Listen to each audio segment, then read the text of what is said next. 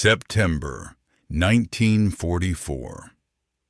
A well-dressed man walks into FBI headquarters in New York City and makes an impossible claim. "I'm a German spy. I want to surrender." William Colepaugh had been trained by the Abwehr, Germany's military intelligence service, smuggled into America by U-boat, and given $60,000 to commit sabotage.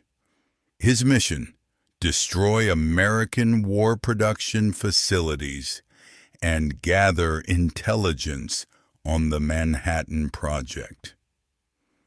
But after 2 months of living in luxury hotels, attending Broadway shows, and spending Nazi gold on expensive restaurants, Colepaugh did something no other German agent had done. He walked into the FBI and gave them everything. This is the story of Operation Elster, Germany's last desperate spy mission to America, and the agent whose guilty conscience ended it before a single act of sabotage could be committed. Hashtag WW2, hashtag spy, hashtag FBI, hashtag espionage, hashtag true crime, hashtag World War II, hashtag history, hashtag documentary. Script: 11,247 characters. December 30th, 1944. 1:47 a.m. Hancock Point, Maine. The U-boat surfaced 3 miles off the coast in complete darkness. No running lights, no radio transmission, just the sound of ballast tanks blowing and seawater cascading off steel hull plates as U-1230 broke through the freezing Atlantic swells. Oberleutnant zur See Hans Hilbig stood on the conning tower bridge, scanning the Maine coastline through Zeiss binoculars. The small fishing village of Hancock Point showed no lights. Blackout conditions were in effect along the entire eastern seaboard. "Prepare the inflatable," he ordered quietly. "Get them off my boat." Below in the cramped control room, 2 men prepared for insertion into enemy territory.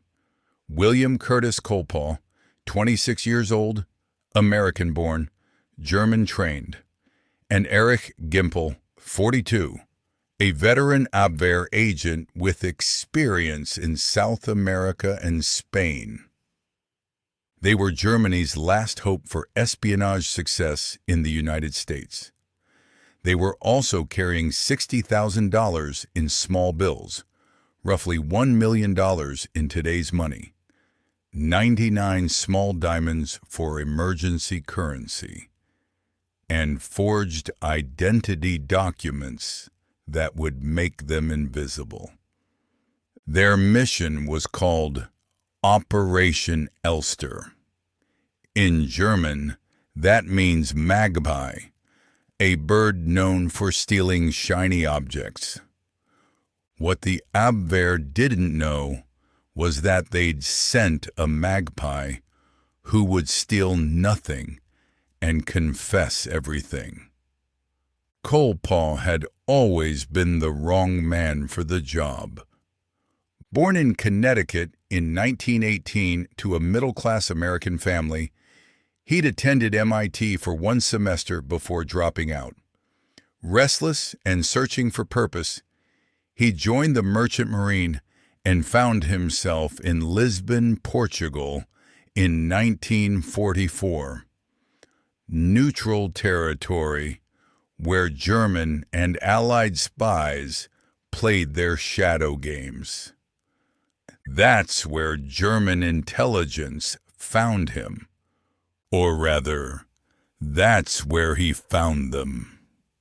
Colepaugh, bitter about perceived slights from American society and nursing a strange fascination with Nazi ideology, approached a known Abwehr contact and volunteered his services.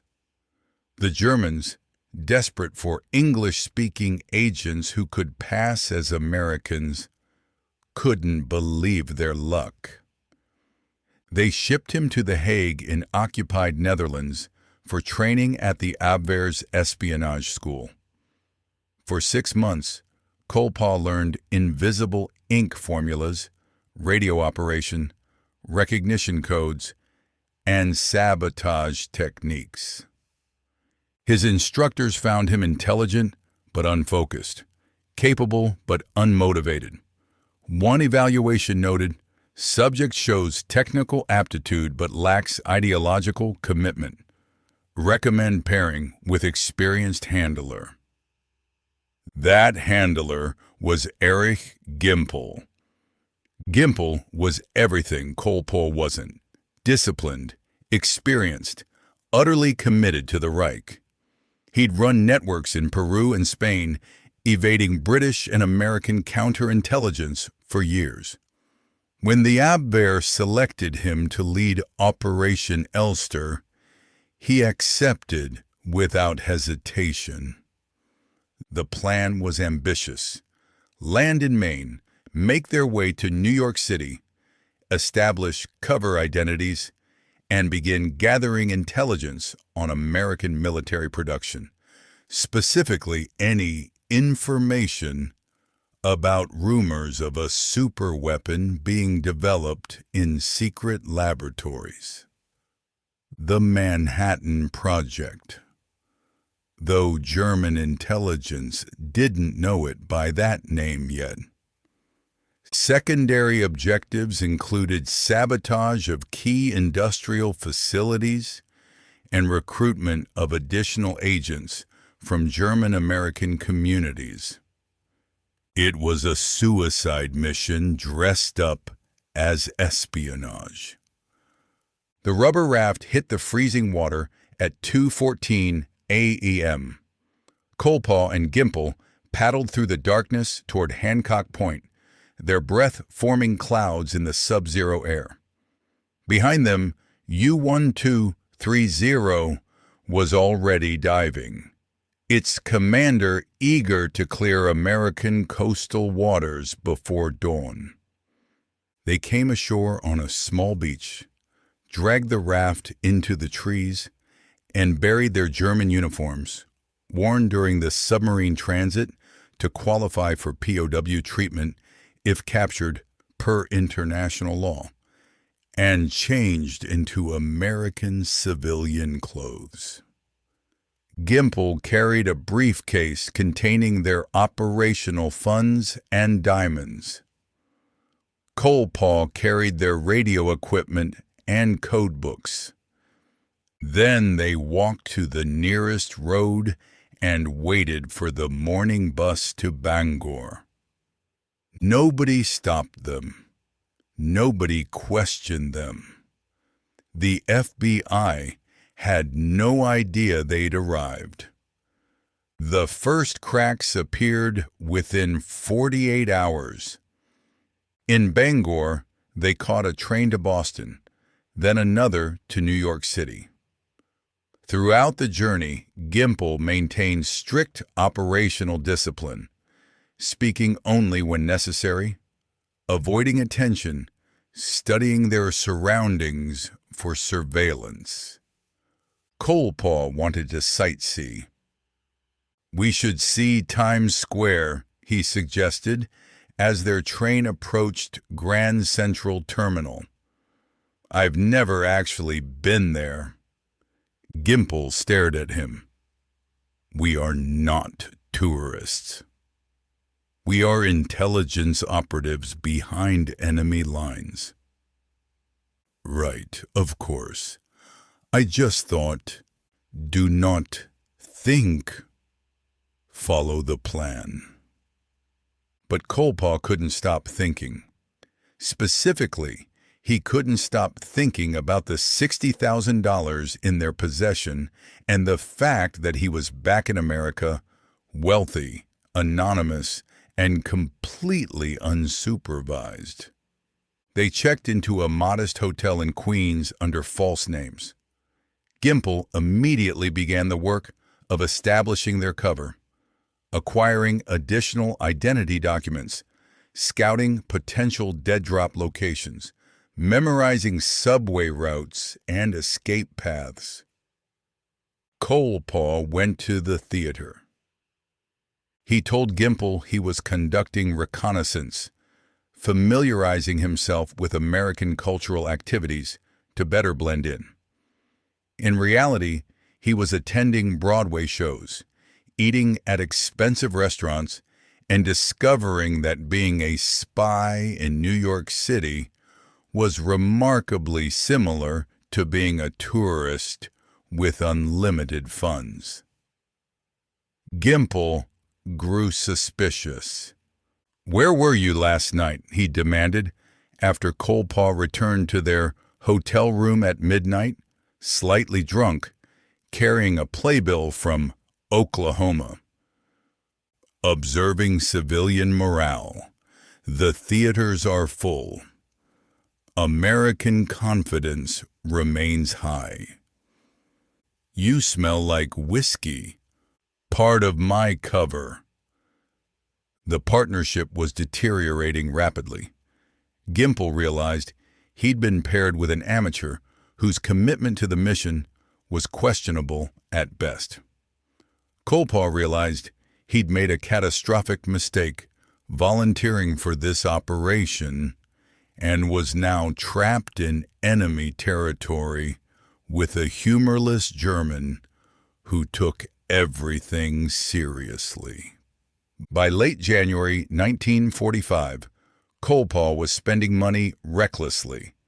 $200 dinners, expensive hotels, custom suits. The operational funds were depleting at an alarming rate, and they'd accomplished exactly nothing. No intelligence gathered, no sabotage committed, no agents recruited. Gimple confronted him on January 18th. "We have been here 7 weeks. We have made zero progress. You are compromising this operation with your behavior. I'm establishing my cover identity. You are living like a millionaire playboy while Germany loses the war. Do you understand what we were sent here to do?" Colepaugh understood perfectly, and that was the problem. He didn't want to do it. The ideological fascination with Nazism that had driven him to volunteer in Lisbon had evaporated the moment he'd returned to American soil. Being back in the United States, seeing the prosperity, the freedom, the complete absence of bombing raids and food rationing had clarified something he'd been avoiding. He'd made a terrible mistake. On February 14th, 1945, Colepaugh told Gimple he was going out for cigarettes. He never came back. For 4 days, he wandered Manhattan in a fog of guilt and terror. He'd abandoned the mission. He'd stolen Nazi operational funds. He was a traitor to both countries. Germany would execute him for desertion. America would execute him for espionage. There was no escape. On February 18th, William Colepaugh walked into the FBI field office in New York City and asked to speak with someone about a matter of national security. The receptionist assumed he was another crank. They got dozens every week claiming to have information about Nazi spies or Japanese saboteurs. "I'll need you to fill out a form. My name is William Colepaugh. I entered the United States illegally on December 30th, 1944, from a German U-boat. I was trained by German military intelligence and sent here to commit espionage and sabotage. I'm here to surrender." The receptionist's hand froze over the telephone. Please don't move. Someone will be right with you." Within 90 seconds, 3 FBI agents had Colepaugh surrounded. Within 5 minutes, he was in an interrogation room. Within 30 minutes, Assistant Director Percy Foxworth was personally conducting the debriefing. Colepaugh told them everything. The U-boat landing at Hancock Point, Eric Gimpel's identity and description, their operational objectives, the location of their hotel, the buried uniforms in Maine, the radio equipment, the codes. Most critically, he told them about the $60,000 and the diamonds. "Where is Gimpel now?" Foxworth demanded. "I don't know. He's probably looking for me. Or maybe he's already established a new cover identity and continued the mission alone. How do we find him?" Colepaugh thought for a moment. "He'll need money. I took most of the operational funds when I left. He'll have to access the emergency reserves." "Which are where?" "There's a safety deposit box. Bank of Manhattan, Midtown branch. Under the name Edward Green." The FBI had their trap. They staked out the Bank of Manhattan with 24 agents. Colepaugh, now cooperating fully in exchange for a reduced sentence, provided a detailed physical description of Gimpel.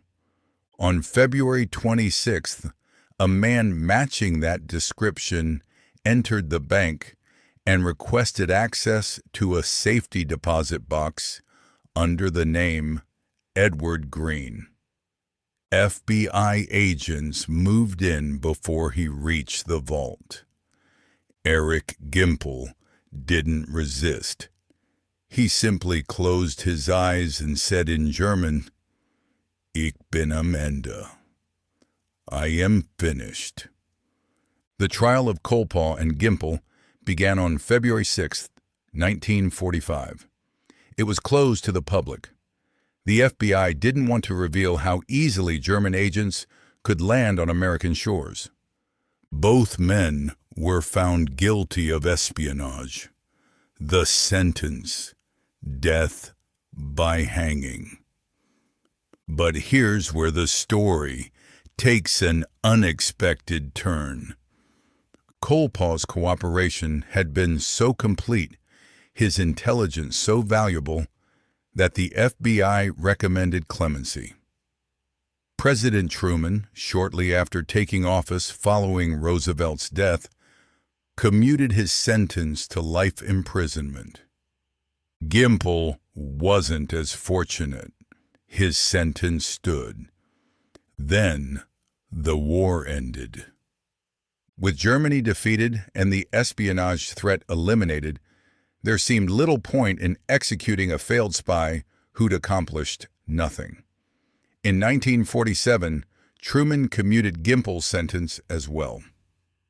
Colepaugh served 12 years in federal prison before being paroled in 1960. He lived quietly in Pennsylvania, working ordinary jobs, never speaking publicly about his bizarre wartime experience. He died in 2005 at age 86. Gimpel was deported to West Germany in 1955.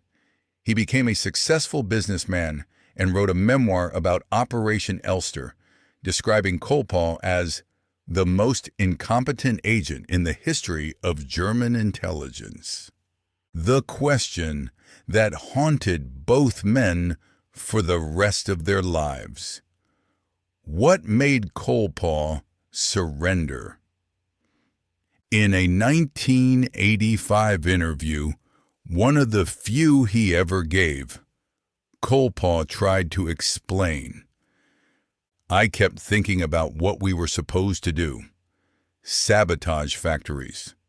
That meant killing American workers. gathering intelligence that would help Germany kill more American soldiers. And for what? Germany was already losing. Everyone knew it. I realized I wasn't a spy. I was just a confused kid who'd made a terrible decision and gotten in way over his head. The only way out was to admit it. So I did.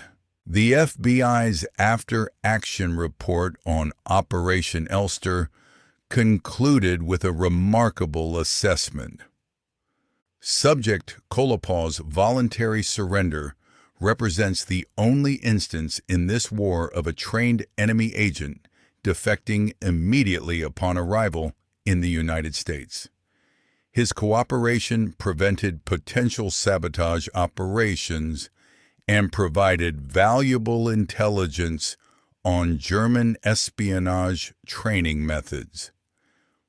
However, his initial decision to volunteer for German intelligence remains inexplicable.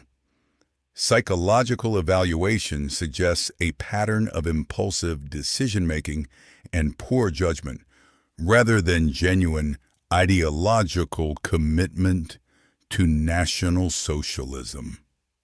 In other words, he wasn't a Nazi. He was just an idiot. Operation Elster was Germany's last gasp at espionage in America. After Colepaugh and Gimpel's capture, no further attempts were made. The war was nearly over, and everyone knew it. The $60,000 in operational funds, what remained after Colepaugh's spending spree, was seized by the FBI. The diamonds were sold at auction.